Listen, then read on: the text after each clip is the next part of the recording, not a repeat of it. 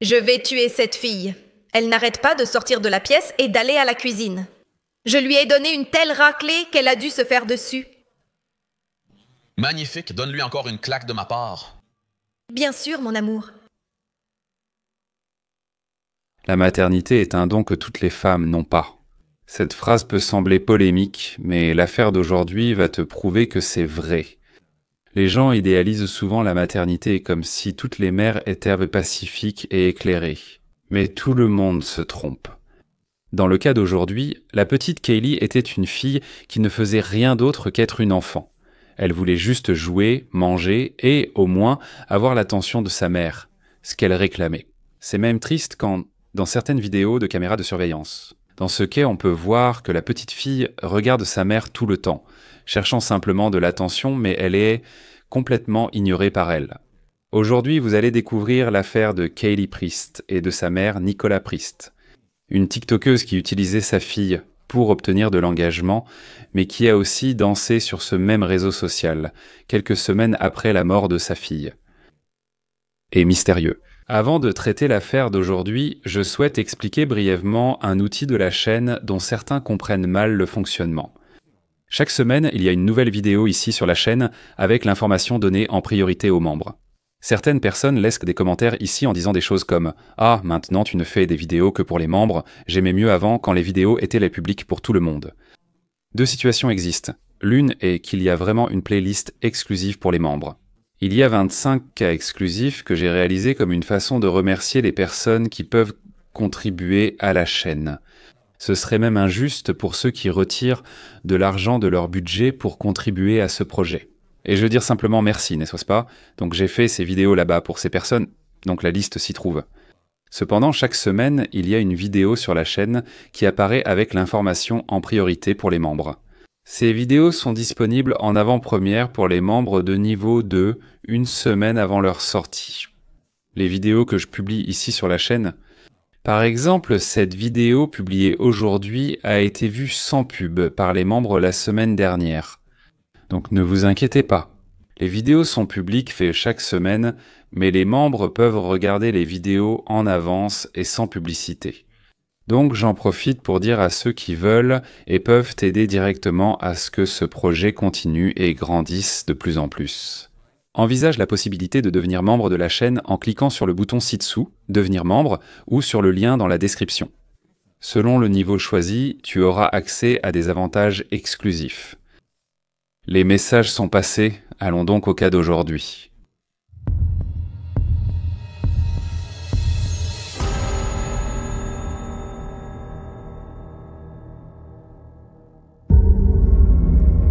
Le 9 août 2020, une femme a passé un appel au service d'urgence en criant et en pleurant. Elle disait que sa fille, quelques minutes auparavant, s'était sentie mal, avait commencé à s'étouffer, jusqu'à ce qu'elle cesse de bouger. Cette fille s'appelait Kaylee Priest et sa mère Nicola.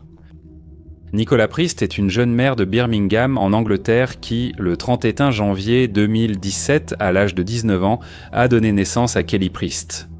Le père n'est pas connu. Certaines sources disent qu'il a refusé de reconnaître sa fille, d'autres que Nicolas ignore vraiment qui il est. Mais ce qui compte, ça leur coûte toujours les dents, c'est que lorsque Kaylee était encore un bébé, Nicolas a commencé une nouvelle relation avec un jeune homme appelé Daniel Gregory. Daniel était passionné par la petite fille, apportant un soutien émotionnel et financier aux deux. Il les a emmenés vivre dans l'appartement de sa mère et pendant cette période, Nicola est de nouveau tombée enceinte, mais cette fois d'un garçon.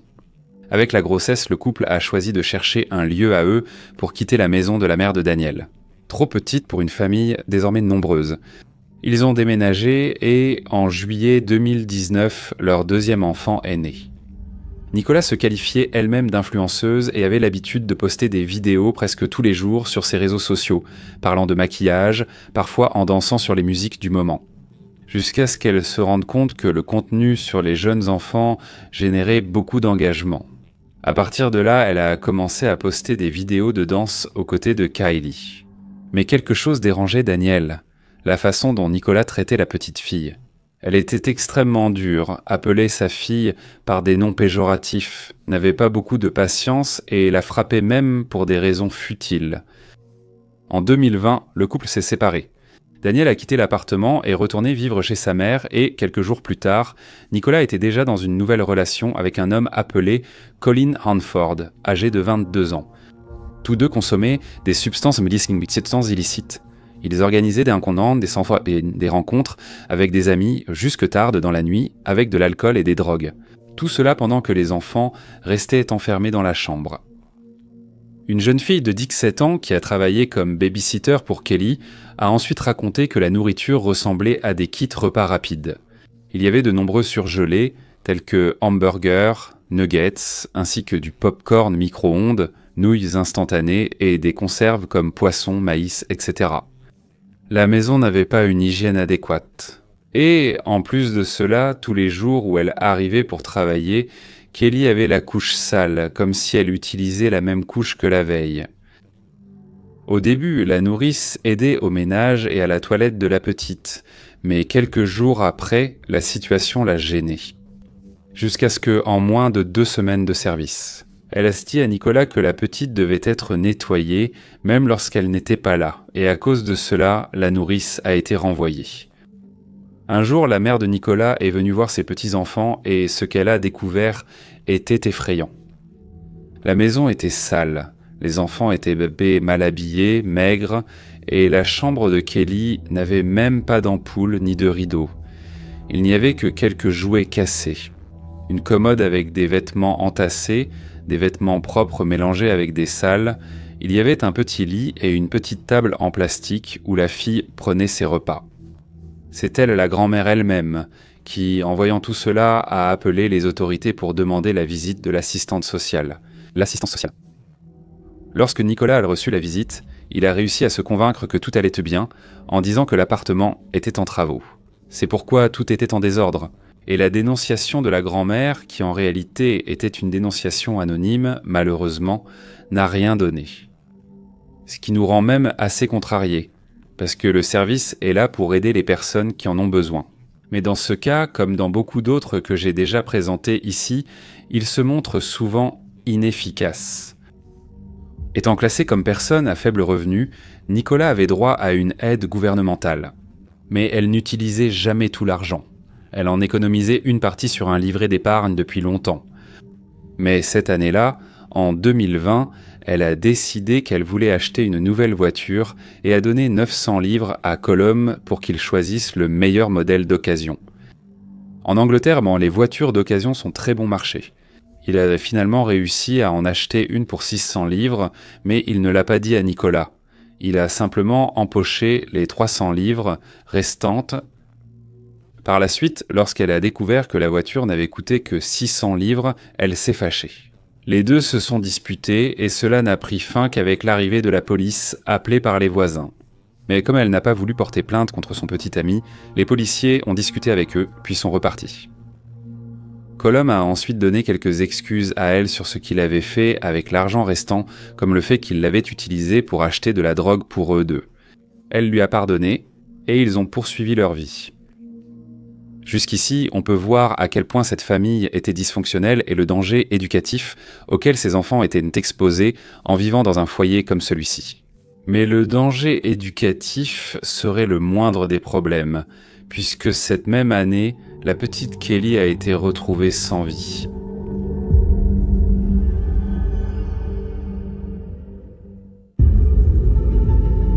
Le 9 août 2020, à 11h10 du matin, Nicolas a passé un appel au service d'urgence.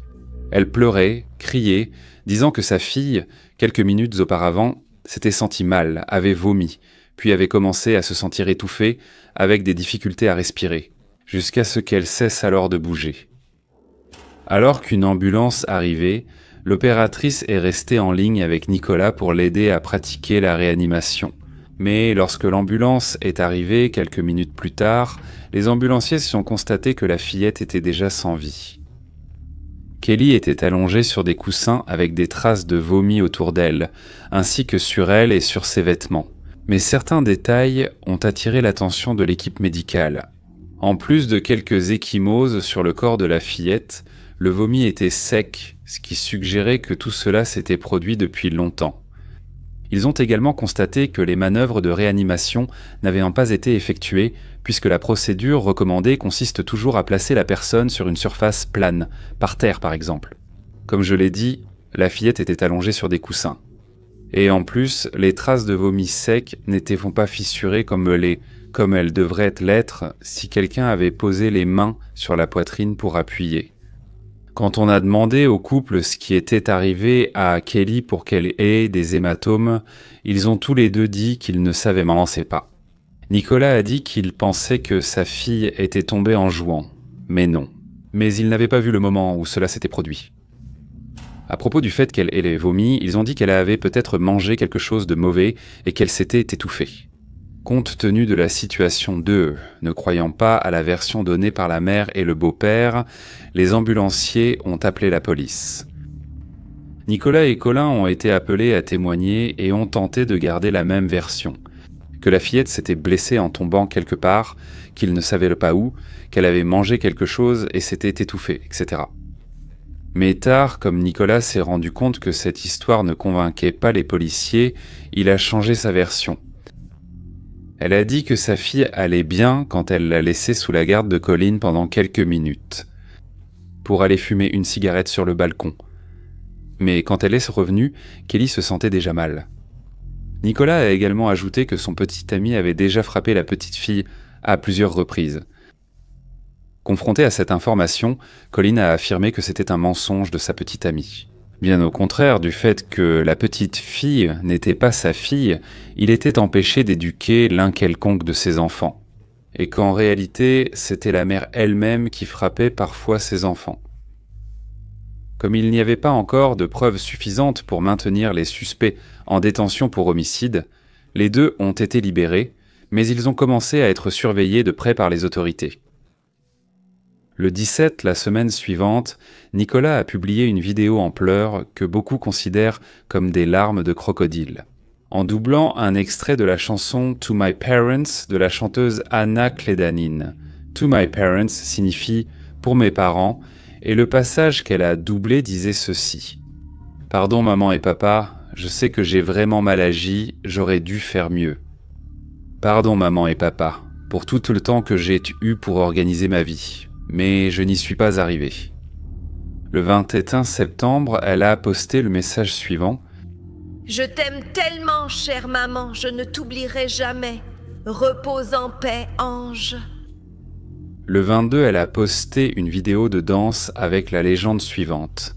« Je prends la danse au sérieux, ça m'aide toujours. » Et le 23, elle a posté une vidéo avec des produits de maquillage. Et la légende suivante. J'ai adoré mes achats de maquillage, tout se passe parfaitement. C'était la dernière publication de Nicolas sur ses réseaux sociaux. En effet, quelques jours plus tard, toujours à la fin du mois de septembre, la police avait réuni suffisamment de preuves pour émettre un mandat d'arrêt contre le couple.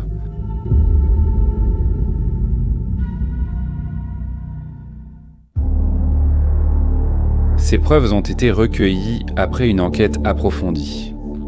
Les voisins du couple ont témoigné. Et beaucoup d'entre eux ont rapporté qu'ils entendaient toujours des cris et des insultes venant de l'appartement, souvent de Nicolas, qui ordonnait à sa fille de se taire et même d'arrêter de pleurer. Le résident de l'étage inférieur a indiqué que, cette nuit-là, les secours ont été appelés. Il a entendu des bruits forts, comme des coups contre les murs ou les meubles, et ensuite les pleurs d'un enfant. Une autre chose qui a attiré l'attention.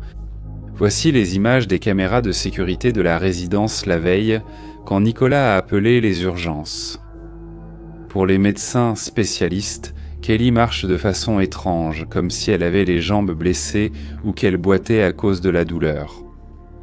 De plus, la mère ne touchait jamais sa fille, et encore moins ne la regardait. Nicolas montrait sur les images une grande indifférence. Daniel, le père du plus jeune fils de Nicolas, et sa mère ont également été entendus. Il a rapporté que Nicolas ne traitait pas bien sa fille, la frappant parfois pour des broutilles. Et la mère a même ajouté qu'elle avait déjà vu Nicolas l'appeler « rat ». Appeler quelqu'un « rat » ou « rat » en Angleterre, surtout un enfant, est considéré comme une insulte très offensante. Lorsque le rapport de l'autopsie a été finalisé, l'examen a révélé que Kaylee présentait de graves lésions au thorax et à l'abdomen. En plus de 60 anciennes blessures déjà cicatrisées, des fractures non soignées et même de petites lésions cérébrales.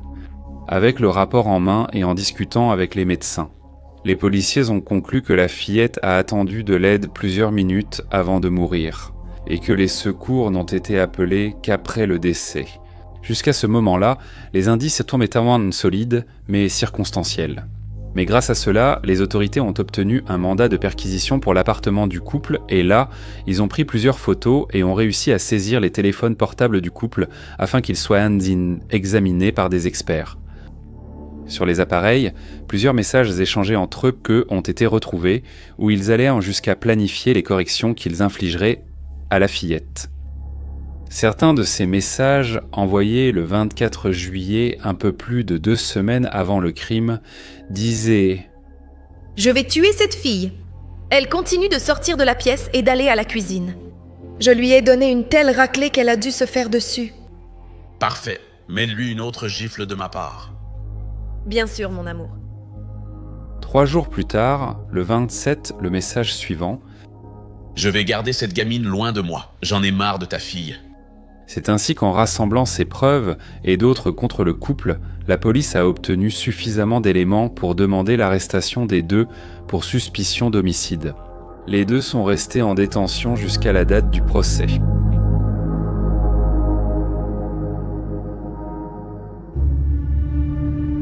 En juillet 2021, les audiences sont débutées. Les deux ont plaidé non coupables et leurs avocats se sont rejetés la faute de négligence l'un sur l'autre. Andrew, le père de Colin, a défendu son fils, affirmant que Nicolas était seulement avec lui pour consommer de la drogue et avoir des relations sexuelles.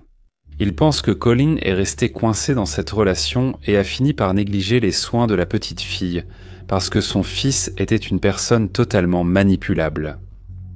L'un des amis de Colin, Mathieu, a également été entendu et a raconté qu'il était dans l'appartement du couple la veille du jour de l'incident. Il a dit qu'il avait vu Colin coucher Kelly vers 7 heures du soir. Quelques minutes plus tard, la petite fille est sortie, cherchant sa mère et disant qu'elle ne voulait pas dormir mais jouer. Alors Nicolas aurait perdu patience, a tiré Kelly de nouveau dans la chambre où elles sont restées environ 20 minutes. Et quand elle était sortie, elle a dit que la petite fille dormait déjà.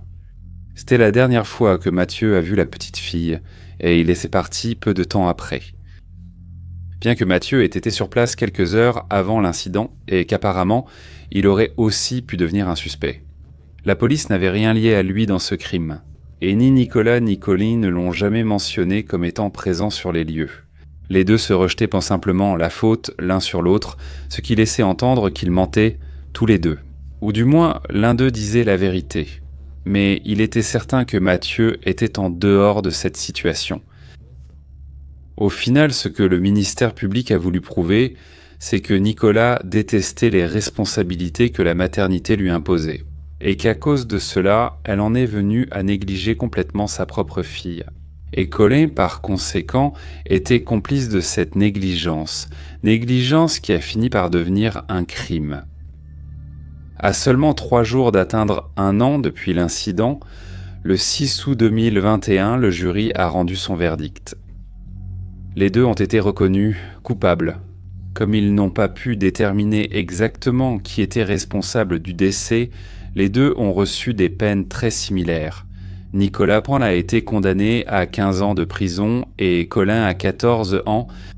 Les deux ont également obtenu le droit à une libération conditionnelle après avoir purgé les 2/3 de leur peine. Nicolas après 10 ans et Colin après 9 ans et 4 mois. Son plus jeune fils vit maintenant avec son père Daniel. Lui, de son côté, qui a beaucoup aimé et bien pris soin de sa belle-fille pendant le temps où il a vécu avec elle. Il était resté incrédule face à tout ce qui s'est passé. Et il était l'une des principales personnes qui maintenait organisées et propres les fleurs et les photos que la population laissait devant l'endroit où elle habitait. Cet endroit où malheureusement la jeune fille a également perdu la vie.